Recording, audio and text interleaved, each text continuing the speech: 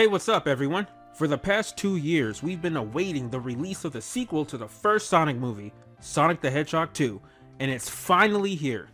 I'm sure many of you have seen the film now, but in case you still haven't, this video contains heavy spoilers. I'm once again joined by special guests Browntable and Premydaremy. A sequel has been confirmed by Paramount since earlier this year, and with Sonic Movie 2 breaking its own record by being the first video game movie to hit over $71 million in the box office, a Sonic cinematic universe is definitely guaranteed. So we'll be discussing what we thought about the movie, the critic reviews, and what's in store for this franchise in Sonic Movie 3. But before we get into that, be sure to smash that like button, comment, subscribe, all that good stuff, and hit that notification bell as well. Alright, now let's discuss the big elephant in the room, that post-credit scene, Shadow the Hedgehog. Looking back, I kind of wish they didn't show Gun or other Sonic Adventure 2 references because we totally saw this coming ever since Gun was shown in the trailers. This is similar to when the Echidnas and Pachacamic were shown in the first Sonic movie. That's when I knew that we were going to get more than just Tails in Sonic Movie 2. Knuckles would appear as well. Also, Super Sonic was a nice surprise in the film. It felt like they were paying a little homage to the Fleetway comics, when Knuckles warned Tom and Maddie not to approach Super Sonic. For a second there, I thought they were going to make Super Sonic a rage demon like he was in Fleetway. I love all the little Easter eggs in this film and callbacks to previous classic Sonic zones like Ice Cap, Labyrinth, Hidden Palace, Angel Island Zone, and many more. This film was jam-packed with references to other Sonic games and lore. Now, one glaring negative I did notice while watching this film was the soundtrack. It was pretty bland, and I honestly don't even remember it. That's pretty strange because the first film soundtrack was actually pretty good. I know Paramount can't really use a lot of the Sonic music from later games, especially from Sonic 3 and Knuckles due to Michael Jackson's music rights. But I feel like there wasn't much effort put into the music this time. Hopefully they improve on it for the next film, especially with Shadow joining. Other than that, I give this film a solid 8 out of 10 and have watched it several times before making this video.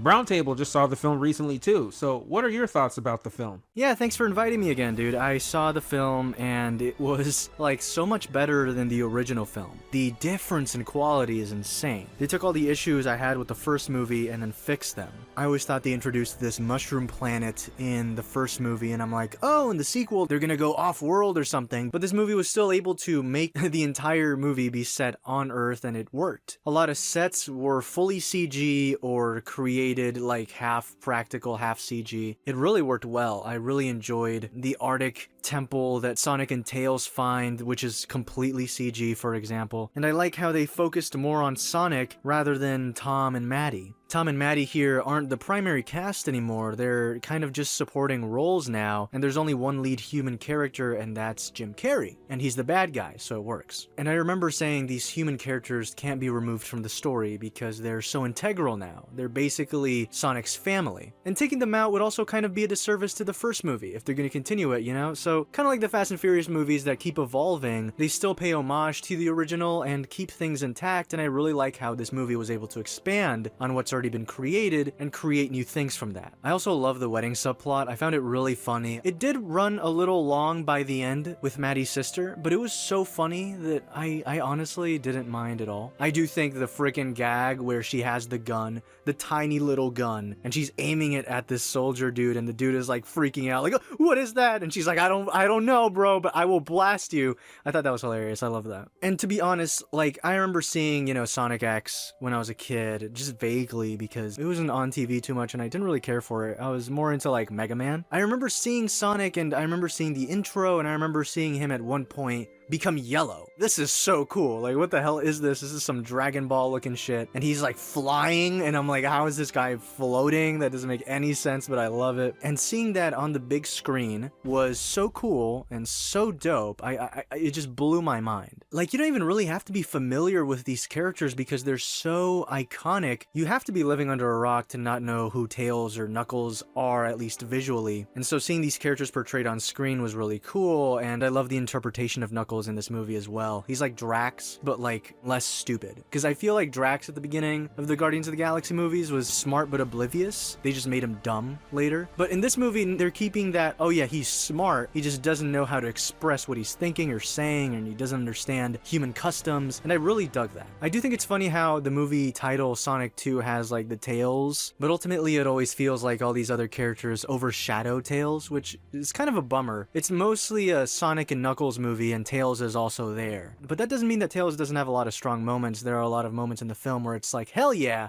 Tails, you're the best. A wholesome boy, good boy. And one of the main things is that I'm not a Sonic fan, like I said before. I know of Sonic, I've played the Sonic game, the one with Sonic and the anime girl. So, you know, my Sonic lore isn't like the best. But even so, it was still great to see, you know, these characters that you understand what their personalities are and kind of who they are. And so seeing that established in a really cool way is always dope. And I'm sure there's a lot of plot from the Sonic lore that's been streamlined for the movies, and whatever that is, I appreciate how simple it was for movie-going audiences. And I also love how the story feels like a genuinely moving adventure, like it always feels like something's happening. It's not like in the first film where now they're under attack by Eggman and they have to run, and the movie's just a road trip movie until the plot happens at the end. This time it's like plot, plot, plot, plot, plot, and so much is happening, and the movie feels like 3 hours, but it's actually 2, and they did a really good job with that. Also, Sonic running on water is peak cinema. I loved that. That was truly amazing. I think lastly, I'm sad that Jim Carrey is retiring from acting. I hope he returns as Dr. Eggman for the third one, but I wouldn't be surprised if he doesn't. He's not a guy that does sequels, and I don't know, maybe they can make Eggman just like a half practical, half CG character that's a morphed Jim Carrey to the point where it's indistinguishable, like it's not really necessary to have Jim Carrey in the role. So maybe that's the direction they're gonna go in. I'm excited for Shadow though, man. I'm excited that they're making a third one, and I hope the third one's better than the second one, because the second one's better than the first. And I just, again, I think I said this before, and if I haven't, I'm dumb. I need to see Amy Rose so freaking bad.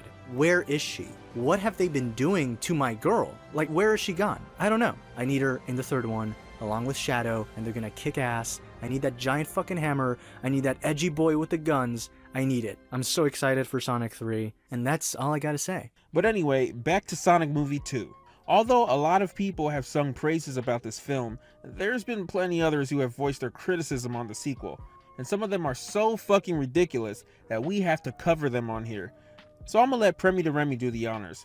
Take it away, Prem. So this is the first time I've collabed with Gamer Guide in a while. Anyway, onto the Sonic. So as we already know, the Sonic movie franchise is doing serious numbers, which means naturally it's attracting a lot of people that don't actually play the games. I mean, the latest upcoming game, Sonic Frontiers, can't even pull 2 million views on its trailer, and yet the Sonic movie trailers are pulling 20, 30 million views like it's nothing. Which naturally means one thing: a lot of filthy casuals are invested in this. Which, I mean, fine, more people invested in the Sonic is a good thing, right? But of course that means when it's time to review things, you're going to see some bullshit. So we got this one review from New York Post that says Sonic the Hedgehog 2 review. Jim Carrey can't quit with lousy movie. If you don't already know, Jim Carrey was talking about potentially retiring from acting, and this guy is saying he can't quit because the movie was shit. It seems like this guy gave it a 2 out of 4 stars, which who the fuck rates movies out of 4 stars?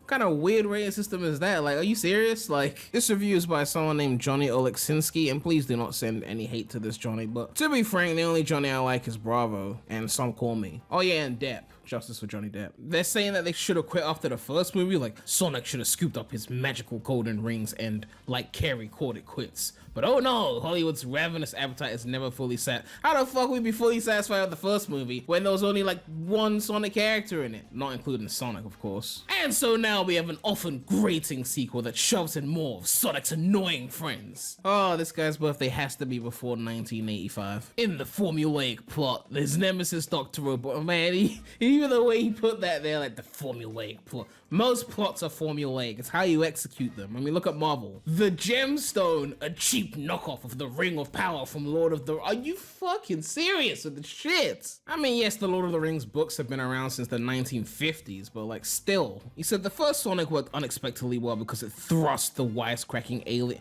Can they stop with these weird ways of saying Sonic is a blue hedgehog. Wise cracking alien. Oh, I've seen some weird ones, but into a small town filled with humans, a hog out of water, and gave Carey the opportunity to once again do the physical comedy he's best known for. Now the novelty has worn off, the charms of the original have evaporated, and there's nowhere for the series to go. How about following the lore of the franchise it came from? Filthy casuals. Carey is still a riot as Robotnik, which is a mask-like role for him in that there is no emotional, heartwarming aspects, and he's forced to hoist up high-budget mediocrity. High-budget mediocrity? Sonic Frontiers? Anyway, let's move on to something that's not a professional critic review. The air quotes were implied. Lonely Goomba tweeted, "I found the worst Sonic 2 movie review," and this one is a half star. Man, I didn't even give him one. Half star. Didn't like the hate and violence that was in the movie for my 4.5. This person really likes the 0.5s. Like, I gave it the 0.5 star. They had to mention that it was a 4.5. Like, 4 wouldn't have sufficed, I guess. I thought it was purely a cartoon, but it had human actors in the movie, which doesn't hold the attention of a 4-year-old. We left halfway through the movie. They probably left you in the wedding scene, though, let's be real. I'm sorry, I don't hate the wedding scene, but like, that's just hilarious. The fact that the parent was probably like, no colorful characters on screen, time to dip. Like, this one's kind of funny. We got some more here. It says, movie didn't start until 1:20 and didn't play any trailers due to Brendan Theaters forgot to play the movie at 1 p.m. and they left the lights on the whole time. To be fair, that's kind of shit though. Alpine Cinemas was ass because they were not able to scan my movie tickets. I guess give the movie a 0.5 star because of that. I should have realized that a movie that derives from a video game would be so vapid and violent. I sure wish we had more appropriate children's movies. I don't like saying okay boomer, but when Black Lives Matter meets Sonic, seriously, I should have guessed that woke Hollywood would not be able to leave it alone, and I was right. Mid-movie, the script changes to a very long portion, and just black actors, no Sonic-related material at all. Even my son ended up looking away from the screen because I told him to be racist as well. Sorry, and looking completely bored with his eyebrows raised. I mean, that's kind of what Sonic does, so I guess your son really is a Sonic fan. When will Hollywood realize that we are all sick and tired of them forcing certain agendas? What will Sonic 3 entail? A large LBGTQAYZ plus portion just to tick a box? Hopefully not. It will be about Sonic from start to finish and nothing more. Well, unfortunately for you, it's too late because Knuckles is black and he carried the fucking movie. I think Knuckles has a sexy voice. Is that weird? Should I not be saying that? We think it's weird. Now, I can't find this review anymore, so maybe it was an edit, maybe it was fake and someone just posted it on Twitter for some clout, but it says, peppered with CGI and action scenes, the sequel also offers some funny moments and is strikingly reminiscent of the Russia-Ukraine conflict, with the color choice of the main act, the color choice of the Knuckles red and Sonic blue, Tails yellow in the fight scenes. An accident? That is so random and unrelated. Just like me plugging my non-Sonic channel Premydaremy, link in the description. We cover all sorts of gaming content and much more. It's pretty lit over there. You should really check it out. Thanks for that segment, Prem. Alright, so now that we got the shitty reviews of Sonic Movie 2 out of the way, let's discuss about what we can expect to see in Sonic Movie 3 and what I'd like to see. But first, do you guys know that Jeff Fowler worked on Shadow the Hedgehog, the 2005 video game? Oh yes, he actually worked on the production of the CG cutscenes. I never knew he was a Sonic veteran. So now, I have high expectations for Sonic Movie 3. Since the second Sonic film mostly adapted from Sonic 2 and Sonic 3 Knuckles, Sonic Movie 3 will definitely adapt from Sonic Adventure 2. I mean, that much is obvious. There's a possibility that they could also pull some things from Shadow the Hedgehog video game as well. Using the Black Arms and Black Doom as one of the main antagonists. Whatever they do, let's hope they can streamline the story and make it more cohesive, because the plot gets convoluted in the games. As Premi pointed out, one of the biggest complaints from the biased critics was that Sonic Movie 2 focused less on the humans and more on Sonic and his friends. Even though that is a nonsense complaint, it looks like we're going to get even more human characters in Sonic Movie 3 if the plot follows the adventure games. So eat your heart out, critics, because we're going to see characters like Maria and Gerald Robotnik, the President, Abraham Tower, etc. And I have a sneaking suspicion that Abraham Tower is that old Olive Garden guy in the Sonic movies. It just fits. His name in the film is Commander Walters, and he's the leader of Gun. Abraham Tower is also the commander of Gun, and I feel they're going to retrofit Walters into this role. Gun wasn't a thing in the first Sonic movie, so I'm pretty sure the director and screenwriters didn't think that far ahead. And as we've clearly seen from the Owls and Echidna plot being a substitute for the Nocturnus clan versus the Echidna clan in Sonic Movie 2, The films don't always have to follow the games 100%. Director Jeff Fowler stated this himself as well. So if Walters will be Towers in the third film instead of introducing yet another old military character, how are they going to do the whole Gerald Robotnik and Maria storyline?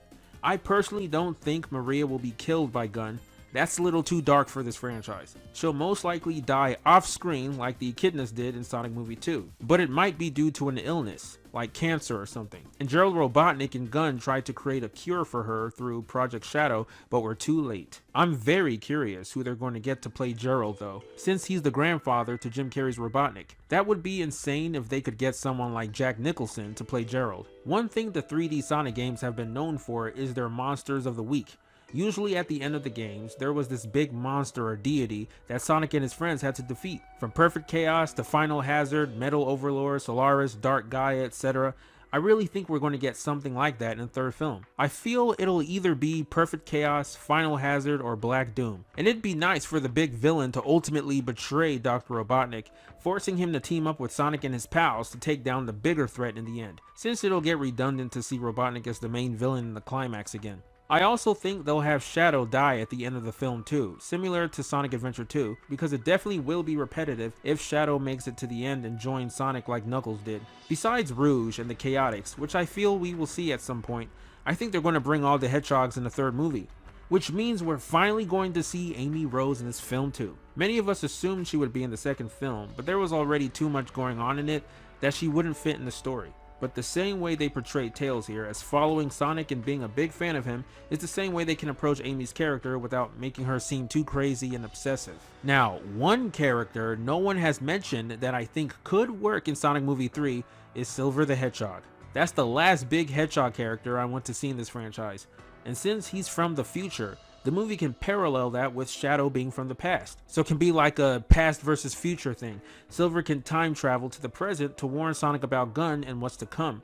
Or he can think that Sonic is the trigger to something worse that happens. Basically, I just want to see all three Hedgehogs team up at some point. I mean, who doesn't? With Knuckles getting his own TV show next year, there's definitely going to be more time to explore more of Sonic lore and the characters. But yeah, that wraps it up for this video. So I want to thank you all for watching, and I want to thank Premydaremy and Browntable for joining me on this video. Yeah, thanks so much for inviting me again, man, and make sure to check out the anime series I'm working on my channel, Browntable, called Interstellar Ranger Commence. It's a project I've been working on for about 3 years now with my crew. It's a very small crew, and I'm just so proud of what we've been able to accomplish. Check that out. Thanks so much, Gamer Guide, for letting me come to your table.